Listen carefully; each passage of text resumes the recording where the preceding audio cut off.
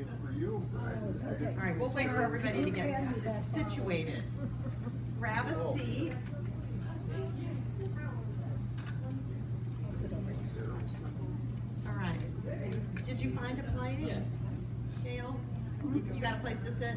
Yeah. Okay, perfect. No, that's okay. I'll move back. Okay. All right, so here is the schedule. December's a little funky because the resident council meeting got moved to the 19th, which is the third Tuesday. So we won't be able to meet that week, and I can't meet on the 26th. So we've got this week, we've got next week, then we're gonna miss a couple weeks. We're actually gonna miss 3 weeks just because of the way January flows. And can everybody hear me? I know there's a lot of activity going around here. In January, there's 5 Tuesdays. The 3 we're gonna meet are the 9th, 16th, and the 23rd. So I think that'll be good. There'll be a little bit of a break there. Hopefully, maybe there won't be too much going on in the world. I don't know. Maybe during the holidays it all slows down. I don't know. Also, I'll do a commercial for an event we're going to do here, which is a 2-part series on the Supreme Court. It's going to be on February 1st and February 29th. These are not Tuesday. Well, I'm not sure what day of the week they are, but I'll talk about them again next week. And essentially what I'm going to do is talk about some of the really big cases. The first session will be focused on 2 cases that have already had oral argument, and then the second one will probably be cases that by that point have already had oral argument. Can you guys hear me? Okay. So I think I've done this program at a couple of other independent living centers, and it was very popular. People felt like it was understandable, but also at a pretty high level, and so they felt like they really learned a lot. So yes. Would you bring up something about the ethics situation? Yeah.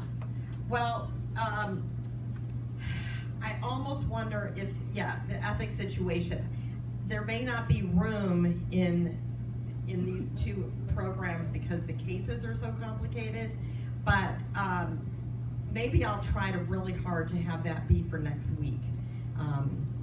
You know, because there's always some choice in what we cover, and we could. Oh, let me repeat it. The question was, can we talk about not just the cases before the Supreme Court, but the ethics issues that have been surfaced relating primarily to Clarence Thomas and to Samuel Alito, and others. And so I know we need to cover that, and I will do it. I just don't know if it'll be in this session or maybe in a current event session. So thanks for the suggestion. So in terms of today, this is what I've got, and I think it's gonna be too much to get through. So as always is the case, but here's what I've got on the docket in any case. One is, I'd like to talk about the Israel-Hamas war. And as always, please jump in with your perspectives, any updates you have based on your own perusing the news, your own learning, and other resources you may be taking in. Because I know this group has a lot of connections with people over in Israel, and I'd love to have you share those. I'd like to give an update and talk about COP28, which is the climate change meeting going on in Dubai right now. And that'll be kind of quick, but I felt that given that we've talked about climate change here, it was important to talk about it. And then there were 2 really important deaths in the past week that I wanted to talk about. I always see these as an opportunity to learn about the figure who was involved. So, and we all, you and me, certainly remember well both Henry Kissinger and Sandra Day O'Connor. So we'll be talking about both of them. We may not have time to get to Sandra Day O'Connor, in which case we may or may not take her up next week. It's just going to depend. But I thought, given Henry Kissinger's complicated legacy, that I wanted to start with him in terms of these 2. There were so many topics I couldn't get to this week that I sort of had on my agenda, such as what's going on with Hunter Biden, what's going on with all of the different Trump cases, the gag order. And I just know that you all have other sources for learning about those. I've suggested before a very good podcast on the Trump cases called Prosecuting Donald Trump. And I really do recommend it. It's with Andrew Weissman and Mary McCord. And every week you can get a great update on all the key developments that have happened. So if you're a person who likes to listen to podcasts, whether sitting at your computer or on your phone, I think it's the best one out there. The other big story that's sort of just an ongoing story has to do with the increasing coverage by the media, thankfully, in my opinion, about the anti-democratic way in which Trump is talking about his plans. The Atlantic came out with a 24-article issue that's available online, talking about all of the different implications for a future Trump presidency. It's been getting a lot of attention. Liz Cheney came out with a book. So I would love to do a session on this. I mentioned it to Julianne yesterday. I'll tell you candidly, I don't know how to do that session in a way that is bipartisan. And I really don't. But I could just present the facts. I mean, he himself this weekend said that he is working hard to end the democracy. So we can use his own words. And maybe I wouldn't express an opinion on it. But Sandy, is there a place for you? No. Yes, there is. There is? Okay, welcome. So I want you to know I'm not unaware of these huge stories and how important it is for us to be focused on them. It's too big to take up as a single current events topic.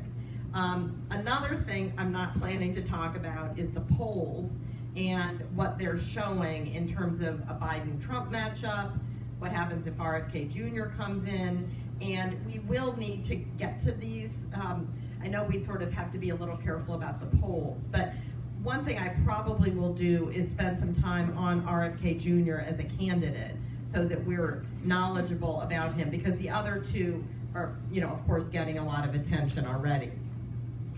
So anything I didn't say that you want me to jump in on either this week or next week?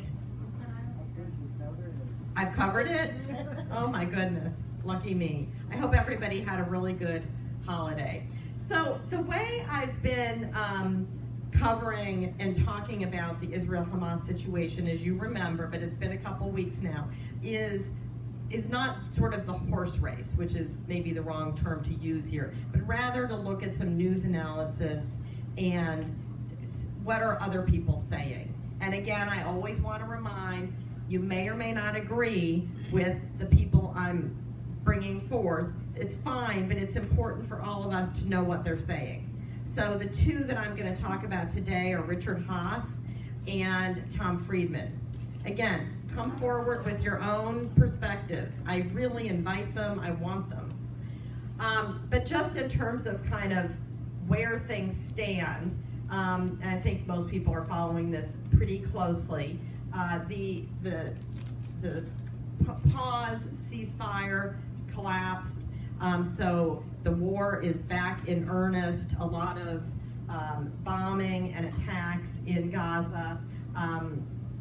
The head of Israel's Shin Bet security agency said that they remain determined to eliminate Hamas. He said, "This is our Munich," referencing Israel's assassination campaign against Palestinian operatives after the 1972 Olympics attacks. Israel killed the commander of Hamas's Shati battalion in an airstrike Sunday. I know everybody's been following the story about the hostages, and that there have been major developments on that leading up to the end of the ceasefire. U.S. is stepping up its pressure to try to limit civilian deaths in Gaza. This is having some effect, not as much as many people wish it would. As of yesterday, there are about 110 of the hostages that were held in Gaza were released. This was about 86 Israeli citizens and 24 foreign nationals. In all, 240 Palestinian prisoners have been released. One thing I didn't understand until learning more about this in the past several weeks, I would say, is that Hamas does not control some of the hostages. Some of them are held by splinter groups that Hamas does not have control over. So when they say that they, leading up to the end of the ceasefire, that they weren't even sure really which hostages they would be able to gain access to. I found that confusing until I understood that Hamas does not control all the hostages. Any updates that any of you have about the situation with the hostages?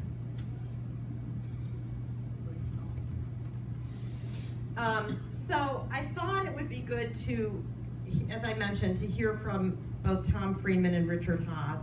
I did share the link to Richard Haass's Substack. It's brief, it's about once a week, and I find that he just does a very good summary. Now, he is conservative, and when I turn to talk about Henry Kissinger, you'll see what I mean. He worked for the Bush administration. So depending upon where you stand depends upon where you sit. You may or may not agree with him. I find that his analysis makes a lot of sense, and I'm not a conservative. I think everybody knows where my politics are. But just a reminder of who Richard Haass is, because I am going to increasingly be referring to him on both domestic issues and international, because I think he is so experienced and wise, and I have been really appreciating his columns. He was the president of the Council on Foreign Relations for about 20 years. He just stepped down from that job. He worked at the State Department. He was a close advisor to Colin Powell in the Bush administration. He also was on faculty at the Kennedy School, and he's had numerous other positions. He succeeded George Mitchell as the U.S. Special Envoy for Northern Ireland, and he's the author of the Bill of Obligations, 10 Habits of Good Citizens, which actually would be a really interesting topic. And if we do get to talking about Sandra Day O'Connor, one of her big issues after leaving the Supreme Court was a focus on civic engagement and learning. And Haass wrote a book that got a fair amount of attention this year on the topic. I think we all know who Tom Friedman is. He's a New York Times reporter, editorial writer. He comes out once a week, at least, with a column, which you may or may not think is good. I tend to like what he says, tend to agree with him, but I know from some of my other groups that many people don't agree with him, especially people who are, and I don't know the best way to characterize this, but very pro-Israel, who find that some of his suggestions for a two-state solution and other strategies they don't agree with. So I just want to kind of put that out there. But he writes extensively on foreign affairs, global trade, the Mideast, and environmental issues. So basically, Richard Haass this was a piece from Friday, and he's kind of reminding us of the situation as it's evolved. Initially it was a terrorist attack. It has transformed into a complex hostage crisis involving intermittent fighting and military retaliation by Israel. It's been very dynamic. There have been temporary ceasefires, exchange of hostages, increased humanitarian aid to Gaza, and the release of Palestinian prisoners. Both sides have an incentive to have a ceasefire, or not the word ceasefire, a pause. Why? Because for Israel, a major focus is getting out the hostages. And for Hamas, they find the breaks advantageous because they can rearm, they can redistribute themselves, and that kind of thing. But as I said, the talks that have been taking place in Qatar fell apart last week. So there have not been any more hostages released. There are blurry lines in terms of conflict resolution. the distinction between a pause, a truce, a ceasefire is increasingly ambiguous. Originally, Biden had said, and obviously Netanyahu, that they were deeply opposed to a ceasefire, but then the way these pauses took place over the past 7 days leading up to the collapse were just, extensions based on following through on the commitment to do these prisoner swaps. The concern Haas talks about is that the escalation of military operations could lead to increased international opposition to Israel. It could complicate U.S. diplomatic efforts and diminish prospects for regional peace initiatives. He talks about, and Tom Friedman does too, the absence of a clear political strategy in Israel's actions, and that is, what is the end game? They talk about getting rid of Hamas, which is understood given that Hamas's goal is the eradication of Israel and of Jews. But what will happen in Gaza, and what is the end game of Israel? He says further that much of the Israeli military effort has relied on attacks from the air and from a distance that minimizes the likelihood of Israeli casualties, but unfortunately it has resulted in massive Palestinian casualties. And the numbers out of the Hamas number reporting, and there's a question of whether you can agree with them or not, that there have been 15,000 Palestinians killed, in addition to an enormous amount of displacement. And what Haas is concerned about, and again, he despises Hamas, so this isn't in any way being an apologist for Hamas, but he says the resumption of large-scale military operations, and this was written on Friday before the operation kicked back into gear, would galvanize regional and international opposition to Israel and lead to demands for an open-ended ceasefire. He's afraid that there could be a widening of the war, and so now, this 4 days later, we've seen that the bombing has increased. There have been, the people, the Palestinians living in Gaza escaped to one part of the country, then they started bombing the south of Gaza, and the question is, where can they go? Egypt has closed the border. So he closes with this statement, which I wanted to read.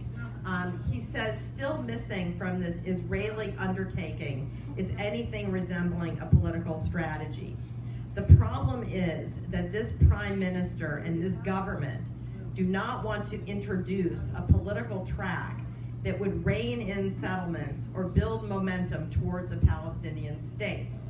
But without such a track, it is increasingly unclear how Israel can succeed, not just in Gaza, but more fundamentally in reducing the sort of radicalism that fuels groups like Hamas.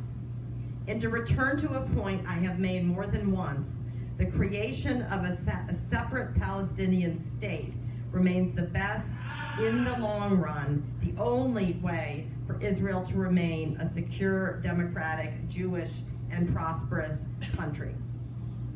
So this is really the most important point from Richard Haas's essay from Friday, which is his Substack called Home and Away. Does anybody have any thoughts about this? Do you agree, disagree? Does anybody want to jump in? It's fine if you don't. So then Tom Friedman ran a piece that was on the 1st. So again, it would have been, I guess, on Friday or Saturday. And this I thought was really interesting, and I will tell you that in one of my groups, I have a member of the group who's is a dual Israeli citizen. This is a group out of, these are all members of the synagogue BJBE. And she hates Tom Friedman. She actually won't even read the New York Times anymore for the most part because she doesn't agree with anything he says. But she wrote me and she said this article she really agreed with. And so I need to find out why, but I'll talk to her about it when our group meets. But she told me about another Israeli citizen who also really agreed with this piece. So what it is called, the debate that Israel needs over the war. And basically, and I want to, in some cases, it's better if I just read what the author said, because in all cases, they can say it better than I can. I don't always want to read a whole article because it would use up all of our time. But he says, the reason I was so wary about Israel invading Gaza with the aim of totally eliminating Hamas was certainly not out of any sympathy for Hamas, which has been a curse on the Palestinian people even more than on Israel. It was out of a deep concern that Israel was acting out of blind rage, aiming at an unattainable goal, wiping Hamas from the face of the earth, as one of its ministers advocated, and with no plan for the morning after. This is basically the same point that Richard Haass was making. In doing so, Israel could get stuck in Gaza forever, owning all its pathologies and having to govern its more than 2 million people amid a humanitarian crisis, and even worse, discrediting the very Israeli military that it was trying to restore Israel's trust in. And he says that, reflecting back on 9/11 and the articles, the editorial pieces that he wrote then, he says he wishes that he had called for what the CIA calls a red cell or a red team. These are a group of intelligence officers that are outside the direct military or political chain of command, whose job it is to examine the war plans, poke holes in them, that's me putting it into my own words, ask questions, and make recommendations and reactions based on the war plan itself. So it's kind of creating a point counterpoint when you look at a country's military plan. He said that there should be a red team to assess strategies and a blue team to critique the red team's findings. And this term, red team and blue team, isn't something he made up. These are terms that are used by the CIA. He said the goal is to encourage a more robust internal debate in Israel. So I just I found this graphic online of what this red team and what this blue team could be. But he goes on to say specifically, he says that, reminding us of what Israel says its goals are, which are to get back all of the remaining hostages, which is about 130 as of now, while destroying its Hamas and its infrastructure once and for all, while doing it in a way that doesn't cause more Gazan civilian casualties than the Biden administration can defend, and without leaving Israel responsible for Gaza forever and having to pay its bills every day. This is the sort of stated Israel strategy. He says, good luck with that. Yes? I'm sorry, I don't understand. That third little point doesn't cause more civilian casualties, I'm sorry, I forgot my glasses, than the Biden administration can defend? Right. I don't understand what Because the Biden administration has... Repeat the question. Okay, the question is, what does that mean, more having only as many civilian casualties that the Biden administration can defend? Because the Biden administration has been so out in front with their arms around Netanyahu and spending a lot of money to support their side of the war. So the question is, there will be a point where this is maybe not that far away. We see what's happening in the Congress, but there will be a point where there will be a loss of support for what Israel is doing. And if the U.S. cannot be out as the champion, if you will, then that becomes a problem. So it's balancing these competing goals. Any other thoughts on that? I saw some heads shake, nodding, not shaking. He says that the red team could propose a radical solution. And what the solution would be is calling for a permanent ceasefire and an immediate Israeli military withdrawal from Gaza. This would be conditional upon Hamas returning all remaining hostages, both civilians and military personnel, including deceased individuals. Hamas would not receive any Palestinian prisoners in return, making it a straightforward exchange of a ceasefire and Israeli withdrawal for the Israeli hostages. So this is, he says, a radical idea. And I wanted to spend time on it because I think everybody is wondering, well, what's going to happen? So if there's a smart person like Tom Friedman throwing out an idea, I think it's worth spending time on.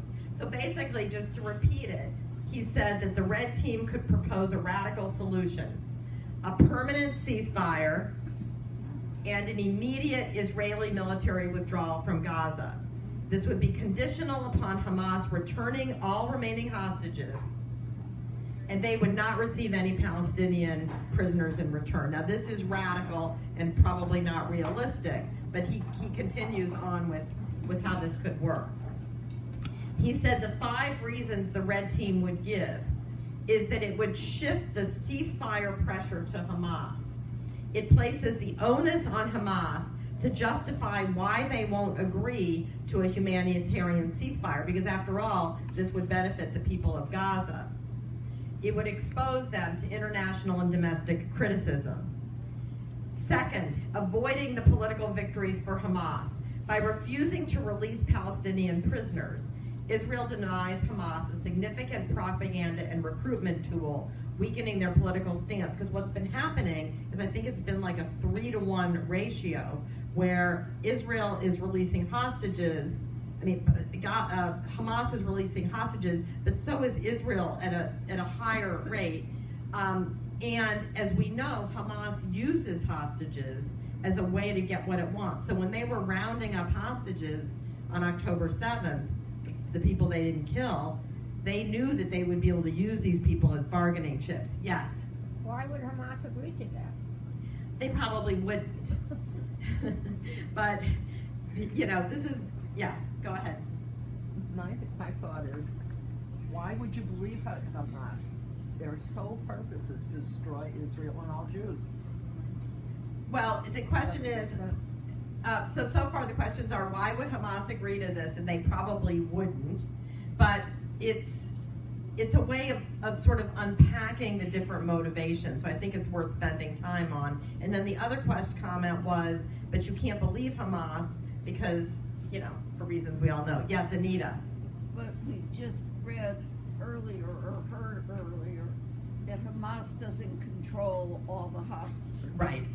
So even asking Hamas to release their hostages, even if they would agree to that, Yeah. they may not. The point is, what about the hostages that are not controlled by? Right. Well, and I don't know how many that is. Tom Friedman doesn't address that point. I think he's trying to make in a way, when we get to what he's sort of a compromise also coming off of this idea in a way. He's really trying to point out that it is very unrealistic for Israel to think that they are going to be able to destroy Hamas. So the question is, what can be intermediary goals? Because that's an unwinnable strategy from Tom Friedman's perspective. Anita was asking about the hostages that Hamas does not control.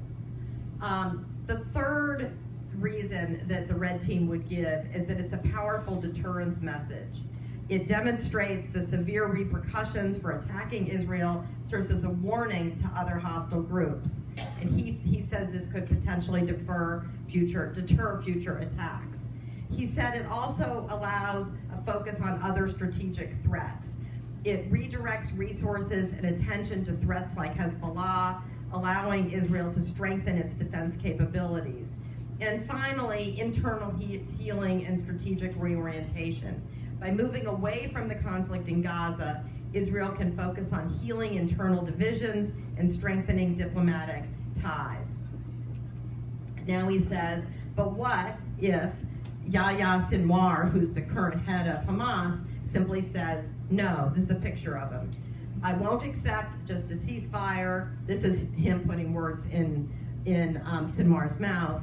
I need my 6,000 plus prisoners out of Israeli jails, and I will pay the price in Western public opinion to hold out for them.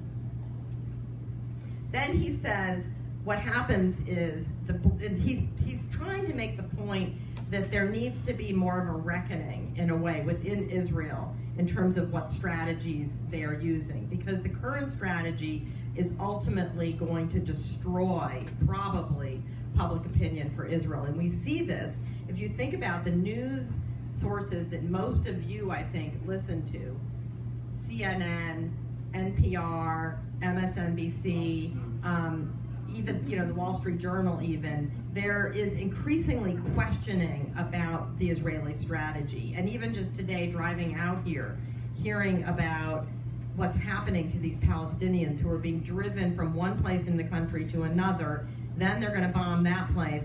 Then literally, it seems that the strategy is to get all these civilians out of Gaza, but where are they going to go? So, and the visuals that people are seeing. So I think this is what his strategy is in this piece. But he says that what the blue team would say to the red team is that instead of aiming to eliminate Hamas entirely, the focus should be on diminishing its fighting capabilities. They argue that deterrence is not effective, and they say that Hezbollah's post-2006 activities are an example, that there really hasn't been deterrence in any meaningful way. And he says that after reducing Hamas's capabilities, the plan is to withdraw and establish a defensive perimeter inside the Gaza-Israel border to protect Israeli border communities. He said that there would need to be openness to negotiations with Hamas for hostage prisoner trades, and allowing a weakened Hamas to govern Gaza if the local population desires, making them responsible for basic services. And he says the blue team urges Israeli political leaders to be realistic, this is a very important point, and not overpromise to the public. He says attempting to fully conquer Gaza is unachievable and could undermine public trust in the military. And I think his point was to make this sort of radical suggestion, and then, his idea of these two teams, the red team and the blue team, which is a way of sort of sorting out different options. He closes with this, and this is really the rub, the nut of the article. He says, and I'm going to read this, Israel needs this kind of internal debate where an Israel red team and blue team can remind the country's leadership that there is no perfect outcome waiting for Israel in Gaza. Fixing Gaza, quote unquote, once and for all, is and was a fantasy.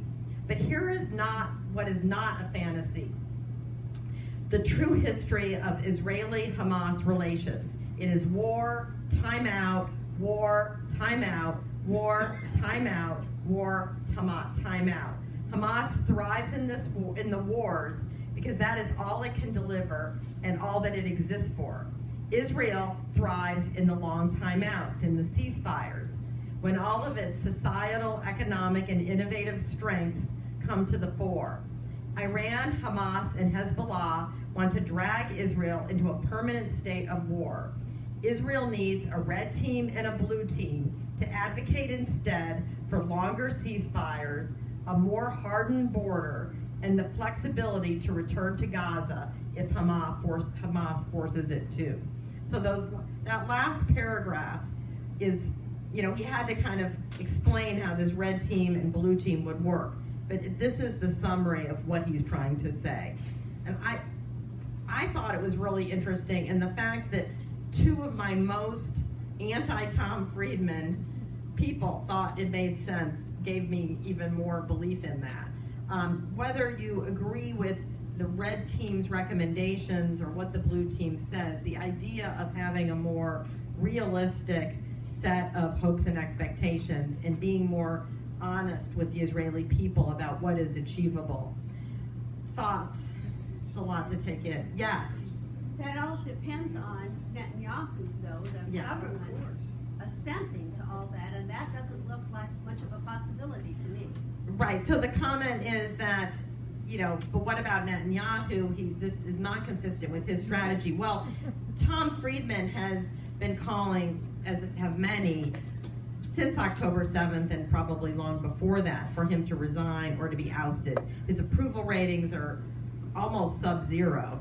And so, yes, that is, but the fact that there is a leader in the country that would stand in the way of what is the right thing to do, the opinion writers still need to say what they think is the right thing to do. But you're right, and Carol shared with me an article just before about how, it's going to be, it's not going to be feasible to oust Netanyahu during the war. But his coalition is weakening, and it's a Hobson's choice. It's really a problem because as long as he is in power, some of these most provocative behaviors and strategies relating, for example, to the West Bank and these extreme settlers continues to antagonize public opinion against Israel. So I don't know, it's really complicated. Any other, yes, Rhoda? But we have to remember who Netanyahu is. His brother was one of the Israeli athletes murdered I'll repeat. at the Olympics. In 1972. Yes. Yeah. Rhoda is reminding that we have to remember that who Netanyahu is. And one of the things he is his brother was one of the athletes murdered in 1972. Also, and we always talk about this, but he is facing, I think it's 3 criminal indictments. He knows that if he gets out of office, this may remind you of some things close to home, that he could be subject to going to prison.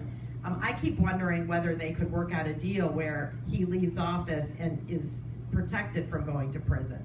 Yeah, Rhoda. Also, I don't know if you've discussed it, I don't remember when the report came out, but there was a 40-page report saying that there had been some warning signals about the attack. Not when it would be, but it was a pretty good blueprint as to what it would be. Yeah. So Rhoda is referring to, this was a New York Times article that ran in the past several days, and it's gotten more coverage in subsequent days, that there was a report that came out from the Times that said that the Israeli government had detailed information about the October 7th attacks, page after page after page. And actually the New York Times Daily yesterday is on this very report, that and we've talked about this before, but that they greatly underestimated. They thought that it was fanciful thinking, that even though Hamas had this detailed plan, that the Israeli military and intelligence services felt that it was unrealistic for them to achieve this. And so they dismissed it and actually stopped listening in on the lines and gathering more and more intelligence. This is one of the reasons, I'm sure, that Netanyahu's approval rating is as low as it is, because the appearance of him being asleep at the switch. Jack, and then Do you have any comment on Harris's notoriety lately on behalf of Biden, or what, as far as her speaking up about his statements? the question is about Harris's role in speaking out. I think it's a really good tactic on the part of the Biden administration to bring her forward like that politically. She's younger, she's a woman, she's reflecting his positions. It's not like she has an independent position. I don't know enough about the strategy and why she's being pushed out in front more, but it does seem to coincide with some of the problematic polling numbers relating to Biden around his age. What do you think? I don't know, but I'm just finally she's getting some sort of The comment, recognition.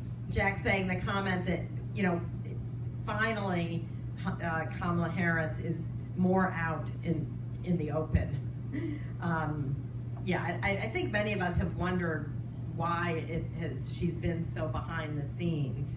And whether, it's hard to know. Yep.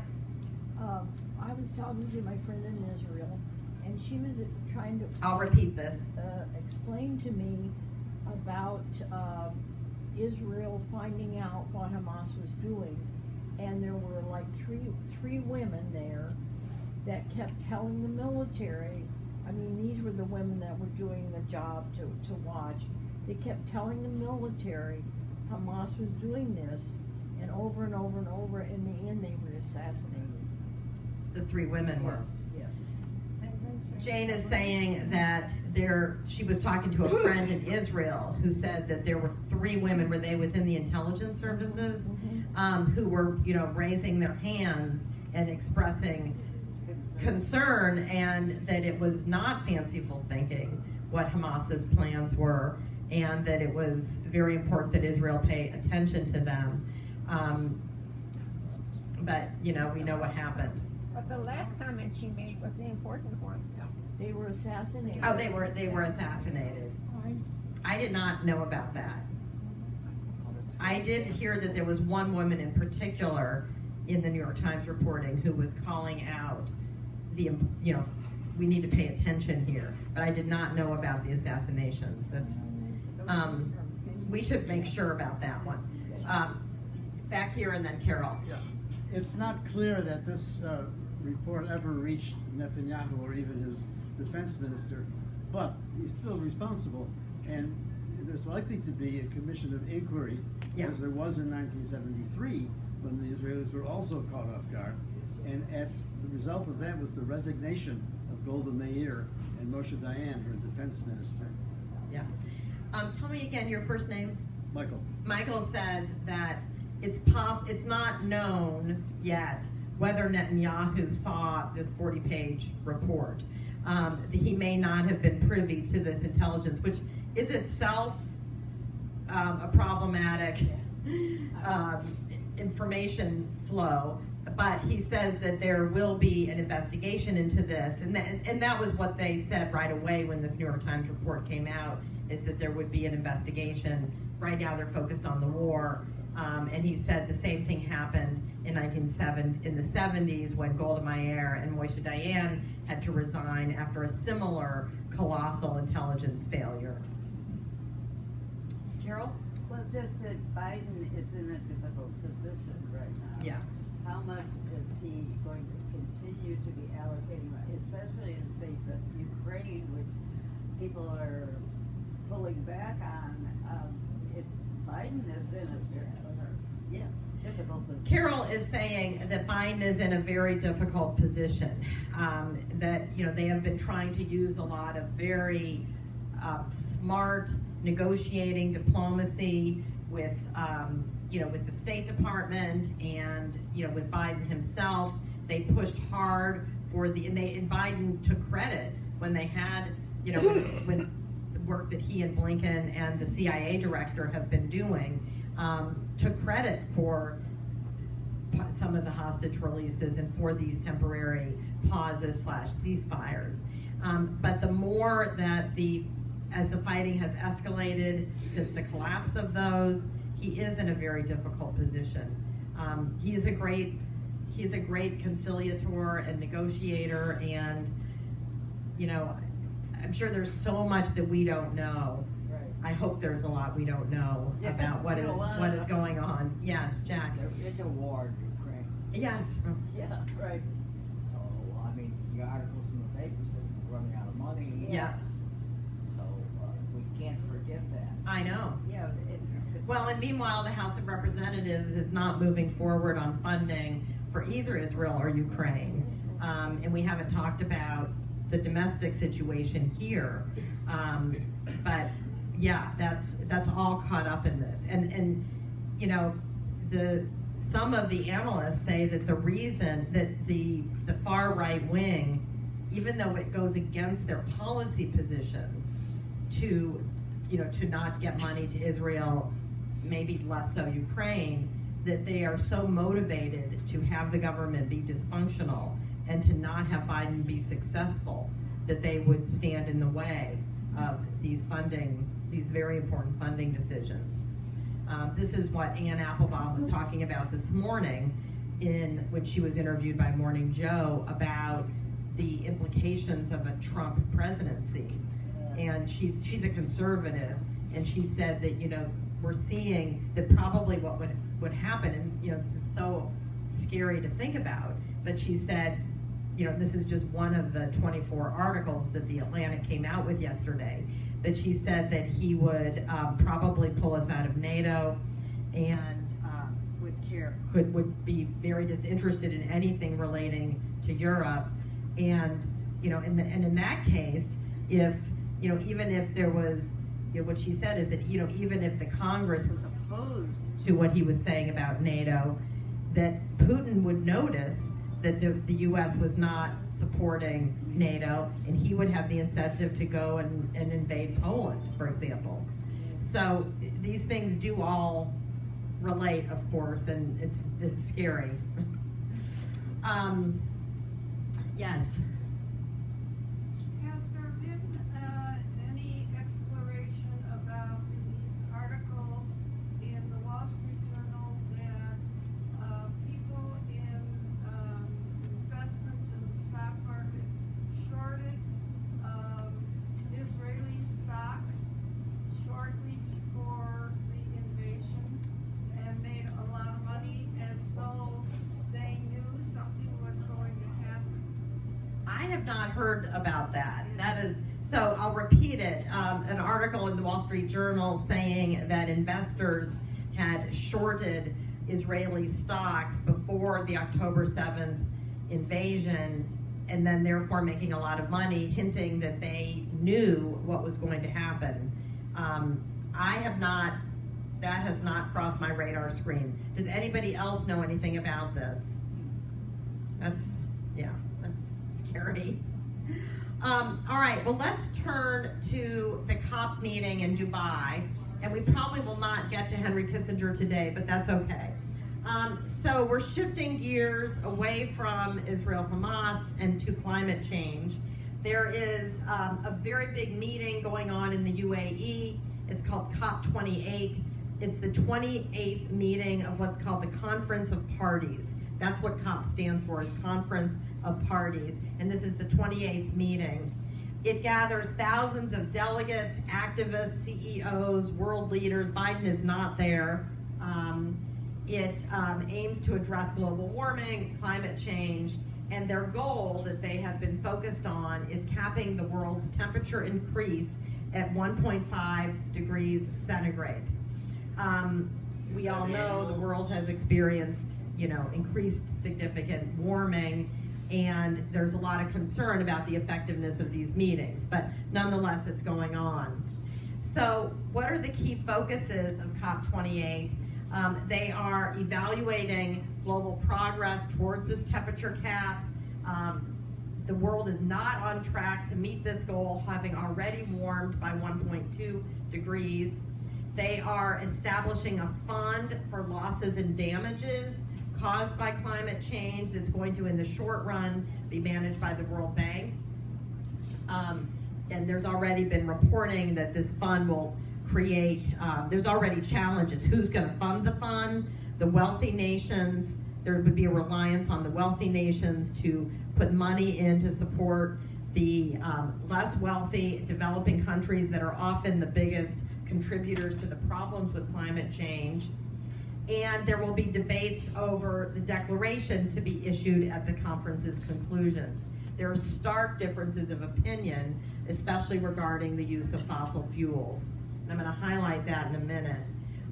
So according to the Washington Post, there are, this was sort of their equivalent of their Twitter feed. There are dueling worldviews about the future of fossil fuels. And this came to the fore on Thursday when the COP28 president, Sultan Al-Jaber, and I may not be pronouncing it right, he's an oil CEO. So they have an oil CEO running this COP28 meeting. That itself has been the source of a lot of controversy. And he said on Thursday that he considered the oil and gas industry a partner that can lead the way in the energy transition. That's what he said.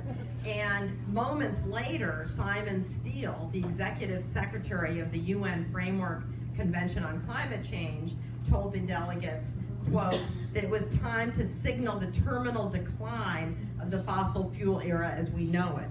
So these are two major leaders with exactly the opposite view of what should happen with fossil fuels. There are more than 100 world leaders that address the gathering Friday and Saturday. Macron is there, Rishi Sunak, Lulu, the Brazilian president, and as I mentioned, Biden is not there. Right before the beginning of the conference, the World Meteorological Organization, WMO, said that 2023 will be the Earth's hottest year in human history. It will break a record set in 2016. Constraining global warming to 1.5 degrees Celsius above pre-industrial levels is the most important climate goal. Scientists are saying that it's becoming increasingly out of reach, but that achieving it could save coral reefs, preserve polar ice, and prevent dramatic sea level rises. Greenhouse gas levels are record highs, global temperatures are at record highs. It's a deafening cacophony of broken records. It's very depressing, but we have to cover it. They are saying that this data should incite urgency in the global leaders, and what they say is that we have the roadmap to limit the rise in global temperatures to 1.5 degrees. They know what they have to do. There's not a question about that. But we need leaders to fire the starting gun at COP28 on a race to keep the 1.5 degree limit alive. Gutierrez, who's the UN Secretary General, said in a video message that played during an event on the state of climate services. So what he's saying is, we have the roadmap to do this. We need leaders to fire the starting gun at COP28 to keep this 1.5 goal alive. They talked about malaria as, for example, a collateral impact that the World Health Organization reported last Thursday that the number of malaria cases worldwide surged by millions last year. Why? Well, it's partly caused by increased flooding, which is the result of climate change. That would be one of the reasons for it. There's other reasons too, but the planet's warming is having profound effects on the transmission of malaria, which is potentially deadly disease. So there's been enormous controversy about the statement by the president of the summit, Sultan Al Jaber. He said specifically, there is no science out there or no scenario out there that says the phase out of fossil fuel is what's going to achieve 1.5. He said in an online event on November 21st, and then he said, unless you want to take the world back into caves, making sort of draconian statements. Now keep in mind, he runs a major oil company in the UAE. Now, this was very controversial, and as I said, put him at odds with the UN and Antonio Gutierrez, who told the COP delegates exactly the opposite. The science is clear. The 1.5 centigrade limit is only possible if we stop burning all fossil fuels. Not reduce, not abate, but stop. And then the president said that Al Jaber said he was surprised at the criticism and his comments, which he blasted as constant and repeated attempts to undermine the work of the COP presidency and the attempts to undermine the message we keep repeating. So then Al Gore got involved. We all remember Al Gore. Oh, yeah. And he said he slammed the UAE host of the COP28 climate summit, saying its position as overseer of the international negotiations was an abuse of public trust. He did numerous interviews. He was interviewed by Reuters, and he said that the Sultan Al Jaber, the head of UAE's oil company, cannot be an honest broker of the climate deal. He said they are abusing the public trust by naming the CEO of one of the largest and least responsible oil companies in the world as head of the COP. And he said that in the UAE, their greenhouse gas emissions rose by 7.5% in 2022 from the previous year, compared to 1.5% rise in the rest of the world. And he got this data from a company that he co-founded called Climate Trace. He said that the interviewer asked him, well, what do you think about the CEO of ExxonMobil being here at COP28? And Gore, I guess he really can say what he thinks. He said he should not be taken seriously. He's protecting his profits and placing them in a higher priority than the survival of human civilization. He urged delegates to agree to language in the text that will be issued at the summit to phase out fossil fuels without caveats or mention of carbon capture technology. He says the current state of the technology for carbon capture and direct air capture is a research project. There has been no cost reduction for 50 years, and this is a pretense on the part of the fossil fuel companies that it is a readily available, economically viable technology. So we'll have to follow this and see what comes out of it. But I thought it was important to talk about the this development over in the UAE. We only have a few minutes, so I can only briefly talk about Henry Kissinger, which I will do, and then we'll move quickly through this. Did people read some of the opinion pieces? Carol, did you want to say something? I guess I was unaware of a lot of stuff that he did. That was very disturbing. Carol said that she had not been aware of a lot of the stuff that Henry Kissinger did. As a freelancer. Yeah, and it's a complicated legacy. Richard Haas, who worked with Kissinger, was mostly positive in recollecting Kissinger's legacy. So I'll try to cover some of this pretty quickly, just very quickly. Kissinger came over to the U.S. in 1923. His name was actually Heinz Alfred Kissinger. He returned to Germany to fight in the war. He was a faculty member at Harvard, and what we're probably most know him for was his 8 years, for his service to both Richard Nixon and Gerald Ford. He served both the Secretary of State and the role of National Security Advisor simultaneously, which was very unheard of, from 1973 to 1975. He died last week. He was 100 years old. So some of the things, and I'm going to just be super fast here, some of the accomplishments that were very important that people credit Kissinger for is the opening of China. That it was an opportunity created by the Sino-Soviet split, and then it was exploited by Kissinger and Nixon. They were very close with each other, Kissinger and Nixon, which is one of the reasons that he was extremely powerful. He also was very important in détente, the relaxing of tensions with the Soviet Union. And that was another thing that he was given a lot of credit for. Also, and that détente allowed for nuclear arms control talks, rules of the road for managing conflicts, and all of this helped to keep the Cold War cold when it could have turned hot, or worse, led to nuclear escalation. So he really is credited with these big, important developments. Also in terms of the Middle East, and this is an article that talks about how the parallels are striking, that Kissinger and Nixon made sure that Israel had the military support it needed, but they also pressured the Israelis not to overuse military force.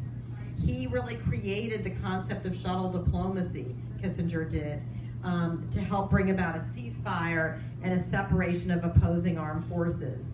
And he set the stage for the Egyptian-Israeli peace accord that was negotiated by Carter.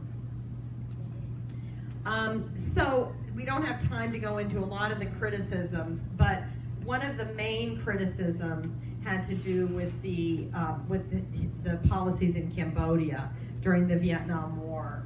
And some of the pieces that have come out subsequent to Kissinger's death blame him for just tens of thousands, hundreds of thousands in some cases, deaths. They blame Kissinger for prolonging the war, for expanding it into Cambodia, for allowing tens of thousands of civilians to be killed. He also played a controversial role in the events of '71, which stood by Pakistan despite horrible campaigns of repression. Also, he was criticized for toppling Allende's democratically elected government in Chile. So he, and then I don't have time to go into it, but there was a piece in the New York Times called "Ask Brutalized Cambodians What They Think of Kissinger" by a guy named Nick Terse. And if you want to read more, you can find this article online. But he talks about the impact on Cambodian civilians of the policies that Kissinger perpetuated. So we don't really have time to get into that. So I'm sorry about that. But this one critic said that Kissinger bears substantial responsibility for attacks in Cambodia that ultimately killed as many as 150,000 civilians, up to 6 times more non-combatants than the U.S. is believed to have killed in airstrikes since 9/11. Now, I'm going to quickly go to, there was a sort of a summary, and this was, I thought, let me just close with this. This is a piece that ran in the Washington Post editorial. It was an editorial board piece about Kissinger, and it really ran through a lot of the criticisms. But it said that noting his errors is not to downplay Mr. Kissinger's significance, but to prove it. His diplomacy set the stage for some of the most momentous developments of the late 20th century. The collapse of the Soviet Union, the transformation of China into a global power, propelled by the greatest reduction of poverty in human history, the deep entanglement of the U.S. in the Middle East. Mr. Kissinger's heyday was a time when the Secretary of State could strike grand bargains that seem elusive to U.S. leaders today. But then it goes on to say some very important lessons, and what it really hones in on is the importance of the U.S. preserving ties with nations whose values we share, and not losing sight of that in the long run, the nature of the regimes the United States engages with matters, not just how the power politics appear to balance out in the moment. And I thought it was a very good editorial that honed in on this final lesson in terms of Kissinger. So we don't have time to talk about Sandra Day O'Connor, and I hope we will get to her because she was such an important figure, and I think especially in the wake of Dobbs and the overturning of Roe v. Wade, we can really learn a lot from what Sandra Day O'Connor's positions on abortion were, as well as numerous other positions. But we only have an hour, so we can't get to everything, and I'll try to do it next week if there's time. So that's, you can look at her picture anyway.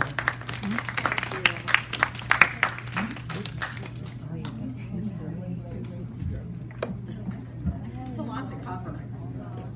Yeah. Yes.